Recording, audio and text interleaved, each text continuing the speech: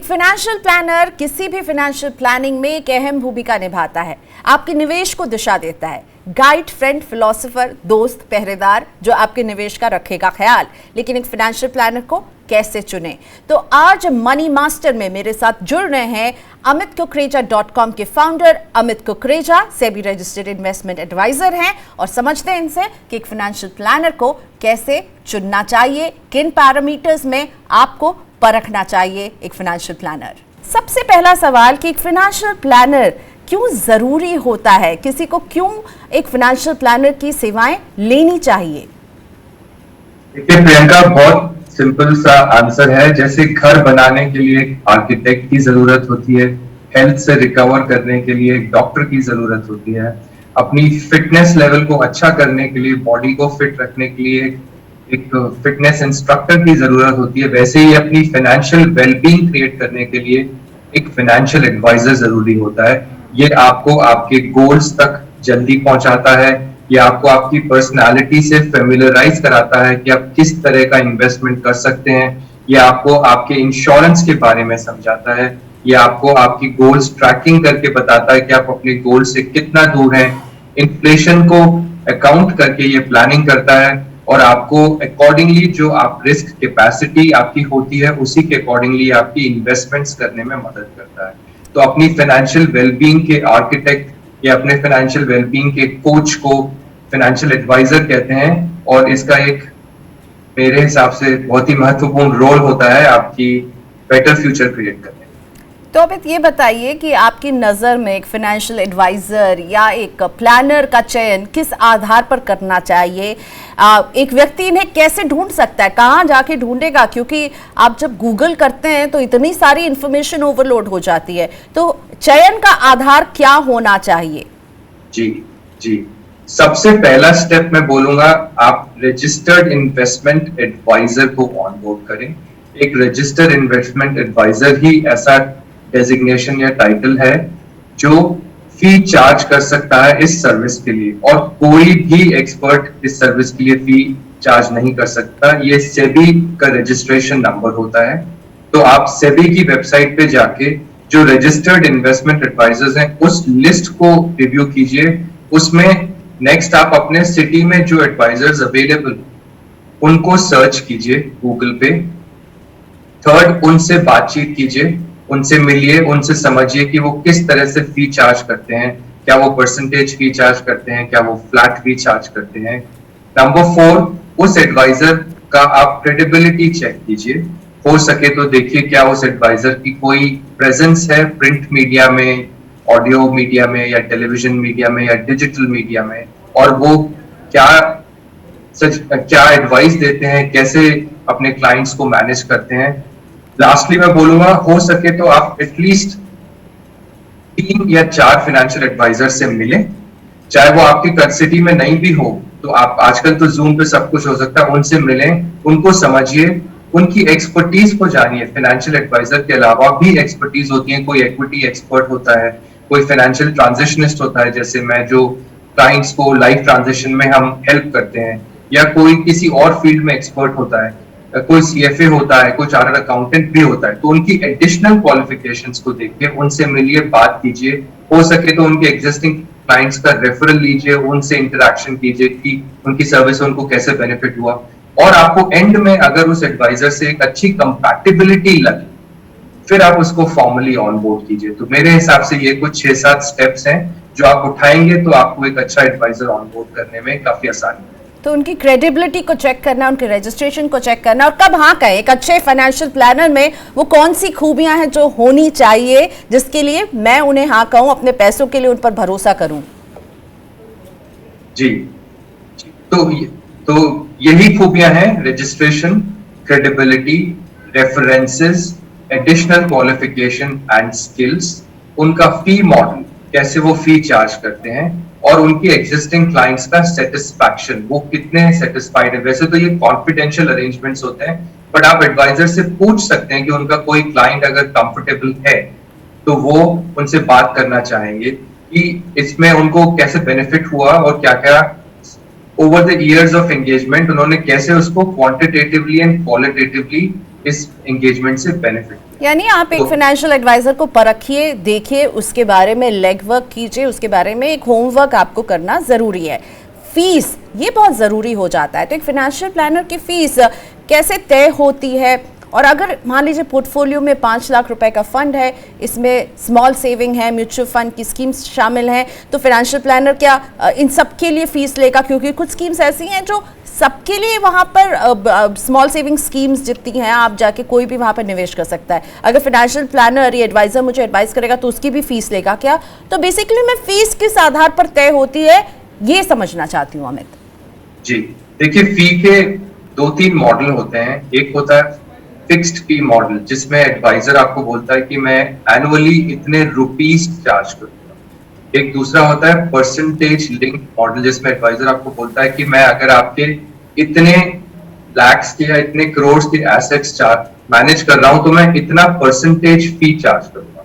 तो आपको ये देखना है कि फाइनेंशियल एडवाइजर और आपकी रिक्वायरमेंट में कहां कंपैटिबिलिटी है, क्योंकि फिक्स्ड फी के अलग एडवांटेजेस और डिसएडवांटेजेस हैं।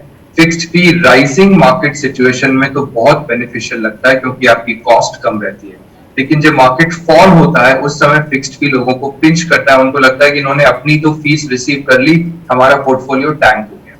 जब परसेंटेज लिंक्ड फी होता है तो वो राइजिंग मार्केट में उनका फी भी बढ़ता है रुपी टर्म्स में, और जब फॉलिंग मार्केट होता है तो उनका फी भी घट जाता है रुपी टर्म्स में।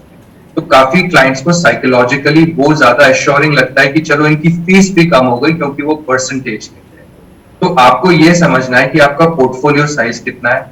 एडवाइजर को ये समझना है कि वो मिनिमम कितने पोर्टफोलियो साइज के क्लाइंट्स को ऑनबोर्ड करता है, क्योंकि एडवाइजर की भी एक लिमिटेड कैपेसिटी होती है क्लाइंट्स को सर्विस करने की। अगर वो बड़ी प्राइवेट लिमिटेड है तो उनके पास जूनियर और एसोसिएट एडवाइजर्स होंगे, लेकिन अगर वो इंडिविजुअल है तो उसकी एक लिमिटेड कैपेसिटी है। तो एक विन विन क्रिएट करना है। दूसरा, आप दोनों में पर्सनालिटी कंपैटिबिलिटी कितनी है, क्या वो आपकी लाइफ स्टेज को अच्छे से समझ पाते हैं, आपके बच्चे कितने बड़े हैं, उनके बच्चे कितने बड़े हैं, क्या वो क्लोज टू रिटायरमेंट है, क्या आप क्लोज टू रिटायरमेंट है। तो वो लाइफ स्टेजेस को जो अच्छे से समझ पाते हैं और आप कंफर्टेबल कितना है उनको फीस देने में। लास्टली, अगर एसेट लिंक्ड फीस है तो उन एसेट्स में क्या इंक्लूडेड है, क्या एक्सक्लूडेड है। रियल एस्टेट इंक्लूडेड है कि एक्सक्लूडेड है? मोस्टली वो एक्सक्लूडेड होता है।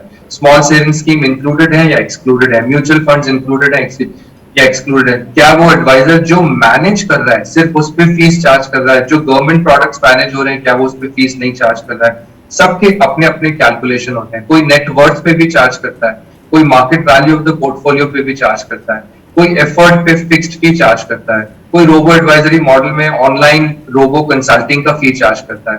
तो आपको ये समझना है कि आपको कितना ह्यूमन इंटरेक्शन चाहिए, कौन सा फी मॉडल आपको क्लिक करता है, और एडवाइस को कितना कॉम्प्रिहेंसिवली आप अडॉप्ट करने के लिए तैयार हैं। ठीक है, तो एक एनुअल फीस ले सकते हैं, आपके पोर्टफोलियो के हिसाब से फीस ले सकते हैं। लेकिन एक चीज अमित मुझे लगता है लोग बहुत कंफ्यूज हो जाते हैं, वो है फाइनेंशियल एडवाइजर और म्यूचुअल फंड डिस्ट्रीब्यूटर, जिनको एडवाइजर समझ लेते हैं और वो आपसे कोई फीस नहीं ले रहे होते। तो आपको लगता है फाइनेंशियल एडवाइजर तो मुझसे एक एनुअल फीस ले रहा है या मेरे पोर्टफोलियो के हिसाब से फीस ले रहा है, ये मुझसे कोई फीस नहीं ले रहा है। लेकिन इन दोनों में बहुत फर्क है। वो जो म्यूचुअल फंड डिस्ट्रीब्यूटर है वो एडवाइजर नहीं होता। मुझे लगता है ये कंफ्यूजन रहता है ना अमित लोगों को। जी बहुत रहता है, और ये बहुत कॉमन है, स्पेशली टियर 2 टियर 3 सिटीज में लोगों को इस बात की क्लैरिटी नहीं है कि फाइनेंशियल एडवाइजर फी चार्ज कर सकता है और डिस्ट्रीब्यूटर फी चार्ज नहीं कर सकता from regulations point of view. तो उससे क्या होता है, डिस्ट्रीब्यूटर वाला मॉडल लोगों को सस्ता भी लग सकता है और उसमें लगता है कि मेरा तो कोई कॉस्ट नहीं है। लेकिन जो फी ओनली फाइनेंशियल एडवाइजर होता है वो हमेशा आपको जीरो प्रोडक्ट या नो कमीशन प्रोडक्ट्स के पोर्टफोलियो मैनेज करने में मदद करता है और मैनेज करता है। तो उसमें वहां से उसको प्रोडक्ट मैन्युफैक्चरर से कोई फी नहीं आती। तो आपका एडवाइजर फिड्यूशरी कैपेसिटी में एक्ट कर रहा है कि नहीं, मेरे हिसाब से, और ये एक डिबेटेबल टॉपिक है। ये फिड्यूशरी आपने जो कहा मैं इसे थोड़ा सा क्लैरिफाई करेंगे आसान शब्दों में।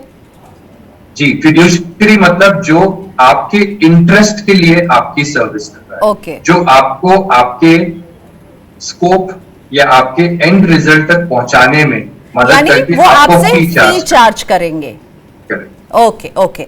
और जो फी नहीं चार्ज कर रहे हैं, आपको ऐसा लगेगा कि वो फी नहीं चार्ज कर रहे हैं, लेकिन ये समझ आइए कि उन्हें कंपनीज पैसे देती है, तो इसीलिए ऐसा नहीं, और वो अगर आपसे फी तब भी ले रहे हैं तो ये बहुत ही गलत होगा। एक फी, वो तो वायलेशन है, बिल्कुल, वो तो एक फी रेगुलेशन ओनली एडवाइजर के पास आप जाएंगे, वो आपसे फी डिस्कस करेगा, वो अपनी आपकी क्वालिफिकेशन बताएगा, इसको चेक कीजिएगा। अच्छा, मौजूदा स्थिति में बाजार अभी जिस तरह से है और इक्विटी से जुड़े निवेश करने का, अमित आप क्या मानते हैं, ये सही मौका है अगर किसी के पास 2 लाख रुपए हैं, निवेश करना चाहता है, तो इस समय जो बाजार का मूड है, कहाँ निवेश करे, कैसे निवेश करे? देखिए प्रियंका, बहुत सिंपल है। करेंटली जो इंडेक्स का पी रेशियो है वो एक डिसेंट रेंज में आ गया है बिकॉज ऑफ रीसेंट वॉलेटिलिटी। तो जिसका होराइजन 8 साल से ज्यादा है वो तो लमसम भी इन्वेस्ट कर सकता है। ओके। और अगर वो अमाउंट बहुत बड़ा है तो वो डेट फंड में इन्वेस्ट करके वीकली या मंथली एसटीपी करके उसको इक्विटी में शिफ्ट कर सकता है over the period of 18 months. मुझे ऐसा लगता है शॉर्ट टर्म गोल के लिए डेट फंड में इन्वेस्ट करें, लॉन्ग टर्म गोल के लिए जो 6 साल के बाद है इक्विटी में इन्वेस्ट करें। अगर उनको डेट टू इक्विटी का सिस्टमैटिक ट्रांसफर प्लान इनकन्वीनियंट लगता है तो एक कैटेगरी होती है म्यूचुअल फंड में जिसको बोलते हैं बैफ, बैलेंस्ड एडवांटेज फंड्स। उसमें फंड मैनेजर ये इंटरनल रीएलोकेशन करता है, तो आप अपना लमसम बैफ कैटेगरी के फंड में डाल दें and let the fund manager take a call on equity and debt and accordingly your money will grow. ठीक है, लंबा टाइम पीरियड है तो equity is a good idea, कम समय है तो डेट में करके सिस्टमैटिक ट्रांसफर प्लान के जरिए आप ट्रांसफर करें, नहीं ये सब करना चाहते हैं तो बैलेंस एडवांटेज फंड जो इक्विटी डेट दोनों में ट्रांसफर आपका फंड मैनेजर करेगा। आखिरी सवाल अमित, ये कि अगर फाइनेंशियल प्लानर की हम बात कर रहे थे वो गलत फैसला ले ले तो निवेशक को नुकसान हो जाए, तो क्या स्थिति में इसकी कोई कार्रवाई हो सकती है, इसकी शिकायत कहाँ की जा सकती है, कोई प्रावधान है क्या में? पहले मैं इजी आंसर देता हूं, क्योंकि financial advisers are registered with SEBI, क्योंकि वो लिस्टेड होते हैं सेबी की वेबसाइट पे। वहां पे एक स्कोर करके वेबसाइट है जहां पे अगर आपको किसी फाइनेंशियल एडवाइस की वजह से कोई बड़ी तकलीफ पहुंची है और उस तकलीफ पहुंचने के बाद एडवाइजर से आपने अपनी तरफ से पूरा अटेम्प्ट डाल के उसको रिजॉल्व करने के प्रयास को पूरा करने के बाद भी अगर आपका आउटकम नहीं निकला तो आप वहां पे सेबी में कंप्लेंट डाल सकते हैं। सेबी इंटरनली अपना ट्रैकिंग सिस्टम से उस एडवाइजर से बातचीत करके उस इशू को क्लोजर कराने में मदद कर सकती है। लेकिन आजकल डिस्क्लोजर्स एंड डिस्क्लेमर्स इतने कॉम्प्रिहेंसिव हो गए हैं लेटर ऑफ एंगेजमेंट में, तो अगर आप उसको पढ़ के अच्छे से समझ के साइन ऑफ करेंगे तो आपको शायद इस स्टेज तक पहुंचने की नौबत ही नहीं है। ओके राइट, तो चलिए, तो फाइनेंशियल प्लानर चुनिए। उसमें अमित ने ये कहा आपको अपना होमवर्क करना हो, जो भी आप कॉन्ट्रैक्ट जब आप उससे करेंगे तो वो एक बनाएंगे, उसमें जो डिस्क्लोजर और डिस्क्लेमर्स हैं वो पढ़ लीजिए, उनकी फीस को समझ लीजिए, कोई फीस नहीं ले रहा है तो वो सेबी रजिस्टर्ड इन्वेस्टमेंट एडवाइजर नहीं बल्कि म्यूचुअल फंड डिस्ट्रीब्यूटर हो सकता है। तो इन सारी डिफरेंसेस को समझिए और अपने, एक तरह से मैं कहूँगी अपने निवेश के लिए इस तरह से आप एक पहरेदार चुन सकते हैं जो आपका साथी भी रहेगा और आपके निवेश को लक्ष्य तक पहुँचाएगा।